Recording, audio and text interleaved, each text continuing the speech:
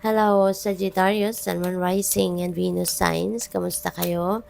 Sana po ay nasa mabuti kayong kalagayan. Welcome back po sa ating channel. I truly appreciate it po. Kung bago kayo rito, welcome din po kayo. Thank you for your support. And God bless you all po. Pauna mensahe po ninyo, courage. Ayan, when picking roses, don't fear the thorns. Maging matatag kayo sa ngayon. Maging matibay ang inyong loob, no? Lakasan ninyo ang inyong loob din kasi maaring may mga situations dito wherein baka napanghihinaan na kayo ng loob. Kaya ito ang panawagan sa inyo sa ngayon, no? Maging matatag kayo. Okay? Tibayan ninyo ang inyong loob dahil ito yung kailangan ninyo sa ngayon. Hindi pwedeng susuko kayo. Okay? We have there, take a risk and fly. Kaya pala kailangan ninyo maging matatag at matibay ang inyong loob kasi maaring merong offer dito ng trabaho siguro ito, no? Na mag-require sa iyo to take risk, no? Kasi baka yung opportunity na to, takot kayong kunin ito. Or baka kung ano man ang trabahong ito, baka you have that low self-confidence, no? Na makakaya nyo ba or hindi, 'di ba? So maaring ganoon kaya baka naghihina ang ano ninyo, ang loob ninyo rito. Release. Maaaring mabigat ang bitbit ni Sagittarius sa ngayon. Baka sobrang bigat na ng ano ninyo, mga responsibilidad, obligasyon nito sa trabaho, sa pamilya. Baka marami na kayong task, no, at hand. Kaya parang bigat na kayo, Sagittarius. So this could be, reminder para sa iyo na panahon na para i-let go mo yan. Maybe it's taking a toll on you already. Maybe nahihirapan ka na hindi lang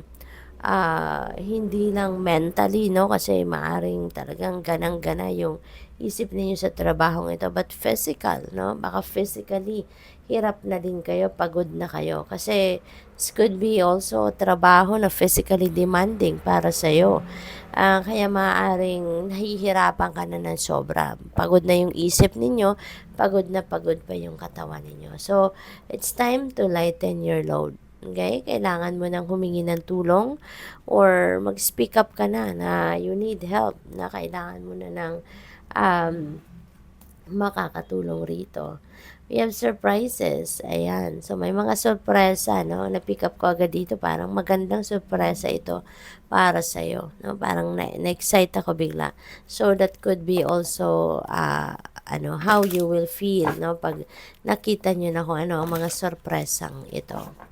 So, tignan natin kung ano pa yung mga mensahe para sa'yo. We have the Emperor energy. Ayan, things are going to be back in order na, Sagittarius. So, this could be related to this, no? Maaaring maaayos mo na din ang inyong sitwasyon sa ngayon. Baka nga, merong makatulong na sa'yo sa ngayon. Kaya magiging maganda na rin, no? You will have time for everything na. You will have time for your work, for your assignments, tasks sa trabaho. You will have time for yourself, no? For your self-care, pamilya ninyo, sarili ninyo, yung gano'n, no? Kasi may organization energy si Emperor, kaya maaring ma-organize na ninyong muli ang buhay ninyo, ang sarili ninyo.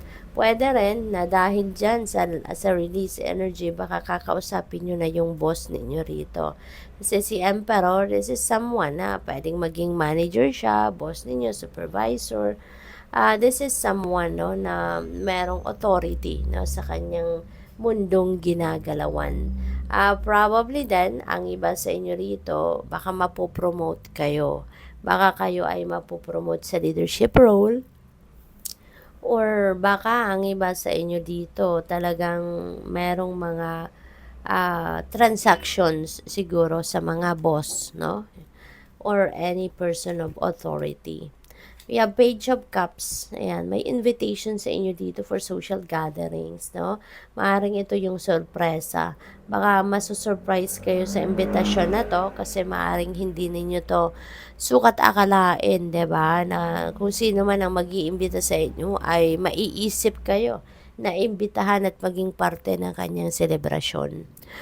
Probably then, for those of you na single pa, baka merong invitation dito sa inyo na mag-date kayo. Baka there is an offer, no?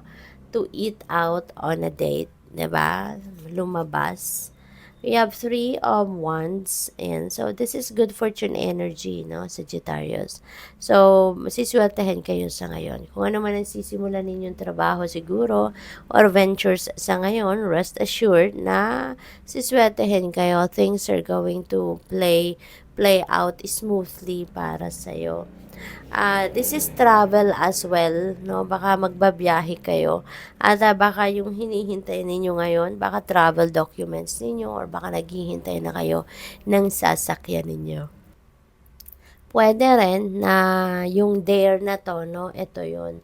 Maaring yung travel na to related sa expansion ng inyong pag-aaral, trabaho, negosyo ninyo, so maaring yun, no, ang gagawin ninyo sa ngayon. Kaya kayo babiyahe, pupunta kayo sa ibang lugar, pupunta kayo sa malayong lugar, baka mag-abroad pa kayo, yung gano'n, no? So, good luck sa'yo.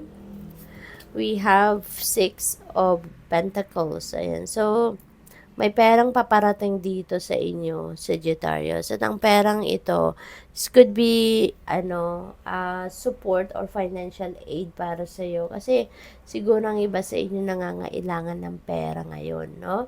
Baka you are in need of money, kaya merong dadating na pera to help your financial situation, no? So, this is really good kasi kung ano yung kailangan ninyo, that will be met, no? So, that will be provided by someone. Baka merong magbabayad ng utang dito sa inyo or pwede rin na may tutulong magbibigay ng pera, magraregalo ng pera or baka may bonus kayong matanggap, financial reward from your trabaho. So, maaring ganon, no? Or baka may windfall of money na dadating. Judgment, ayan, may desisyon kayong kailangan gawin sa ngayon. Maaaring yung decision na to is regarding this opportunity, no? Kung tatanggapin nyo ba, kukunin nyo ba, 'di ba? Magte-take risk nga ba kayo? So, maaaring yan ang decision na gagawin ninyo. Or, this could be a financial decision, no? Baka financial decision ito since may pera rito sa 6 of Pentacles. So, good luck. Thank you for watching. Love and light. Namaste.